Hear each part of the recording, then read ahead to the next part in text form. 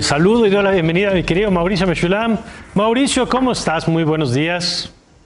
¿Cómo te va, querido Mario? Gusto saludarte a ti y a toda la audiencia. Yo ya frotándome las manos para escuchar tu análisis del tema Cuba, que te hemos visto que has estado escribiendo sobre estos temas, pero a ver, cuéntanos tu mirada aquí en la agenda pública.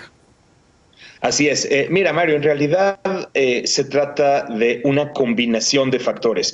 Es decir, si algo hemos aprendido mirando todos estos temas globales y sobre todo la réplica de este fenómeno de las protestas sociales en tantas partes del mundo durante, habría que decirlo, Mario, la última década. O sea, no es ni siquiera un fenómeno del último año o dos, sino la última década. Hay que entender que para que estas protestas sociales estallen, tiene que combinarse una serie de factores. Muchos de estos son económicos, pero hay también otros factores políticos que se suman. Y además tenemos el factor adicional ahora mismo, que es la pandemia. Sí. Entonces, ¿qué pasa en Cuba? En Cuba, obviamente, hay una serie de temas que tienen que ver con la estructura del sistema, que claramente no funcionan desde hace mucho tiempo. Tienes, por un lado, interesante la discusión de un economista cubano que dice que ahora mismo pareciera que hay como dos grandes vertientes.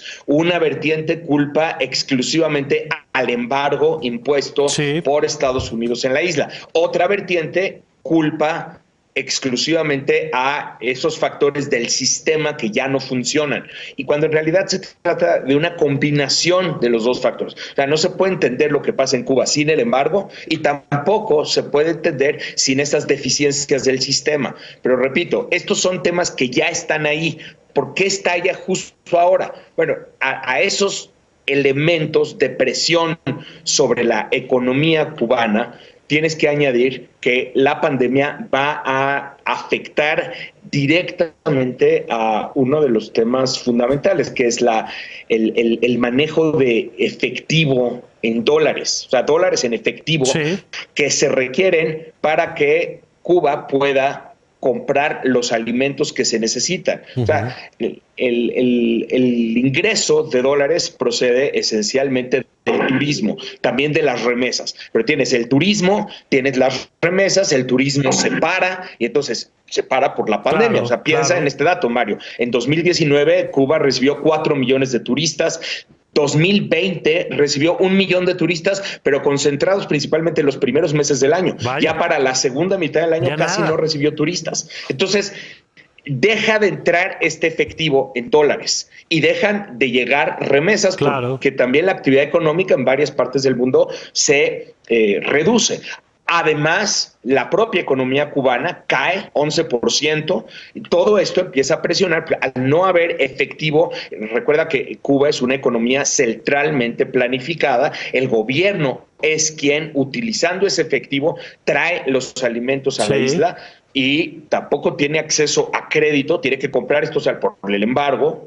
Justo una de las medidas del embargo es que Cuba tiene que pagar en efectivo y de contado estos alimentos. Antes no, porque pues existía la Unión Soviética y existían otro tipo de países que subsidiaban a la isla. Esto se viene reduciendo. Ahora mismo todo esto genera una presión, entonces vas a tener desabasto de alimentos, necesidades básicas, ¿entiendes? Desabasto de alimentos, desabasto de medicina, apagones de electricidad, más aparte el propio impacto sanitario de la pandemia, falta de vacunas. Cuba ha desarrollado una vacuna, pero no ha sido todavía capaz de implementar adecuadamente una campaña de vacunación.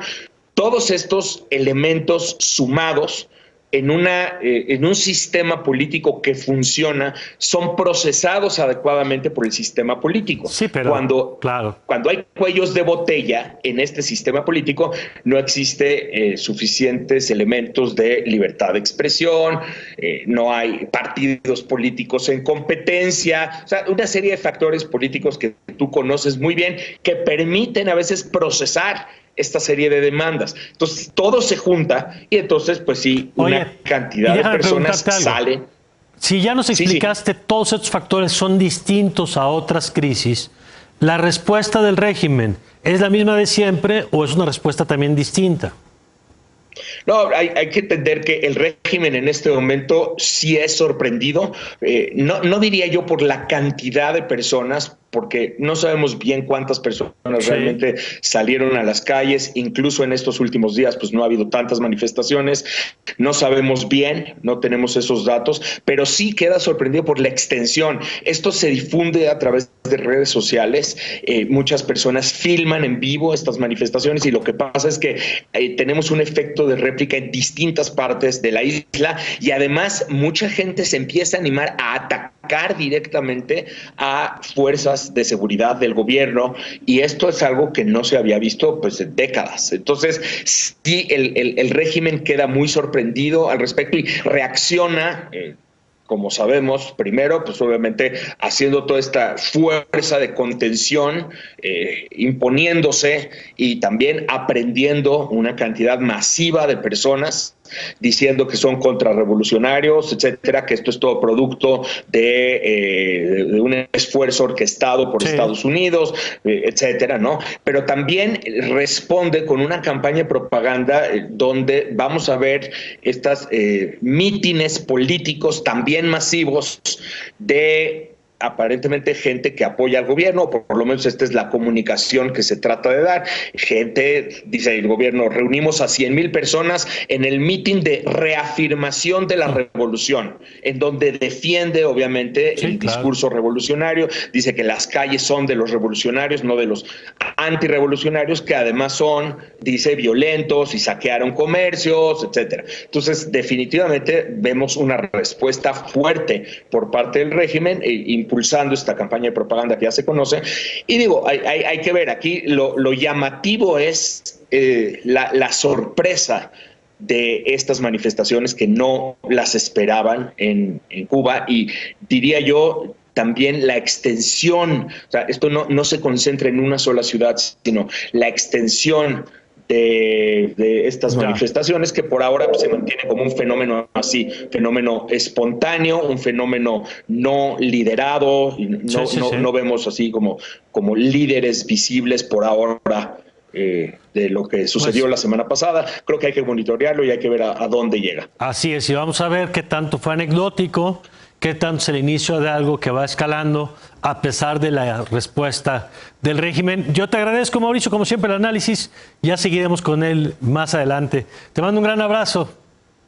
Muchísimas gracias, querido Mario. Me puedes seguir en Twitter, @MauriMM, o en Instagram, @MauricioMesh. Aquí cada domingo. Muchísimas gracias, Mario. Gracias a ti y gracias a ustedes por habernos acompañado como cada semana. Gracias por sus mensajes. Yo le invito a que sí.